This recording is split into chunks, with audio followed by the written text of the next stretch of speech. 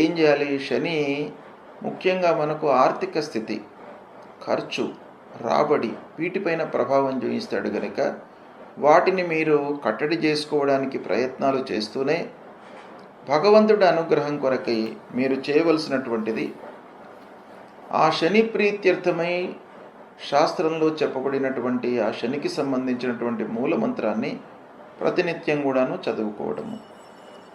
నీలాంజన సమాభాసం రవిపుత్రం యమాగ్రజం ఛాయామార్తాండ సంభూతం తం నమామి శనైశ్చరం అనేటువంటి ఈ మూలమంత్రాన్ని 19 సార్లు నిత్యం కూడాను జపించండి. శని భగవానుడు సంతృప్తి చెందుతాడు, ఆటంకాలు రాకుండా మిమ్మల్ని కాపాడుతాడు, ఆర్థిక స్థితిని పునరుద్ధరిస్తాడు. ఇక శని ప్రీత్యర్థమై నవగ్రహ స్తోత్రాన్ని కూడాను పారాయణం చేసుకోండి.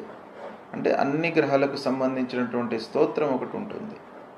జపా కుసుమ సంకాశం మీరు ప్రతినిత్యం కూడాను చదివినట్టయితే శని ప్రీతి చెందుతాడు.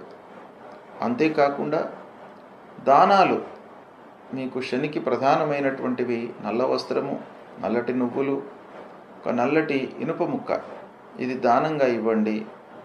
తర్వాత శని విగ్రహాన్ని తైలంతో అంటే నువ్వుల నూనెతో అభిషేకం చేయండి.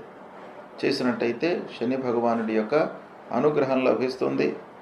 అంతేకాకుండా శనిని ప్రీతి చేసుకోవడానికి ముఖ్యంగా శివారాధన చేయండి, శివ స్తోత్రాన్ని పఠించండి.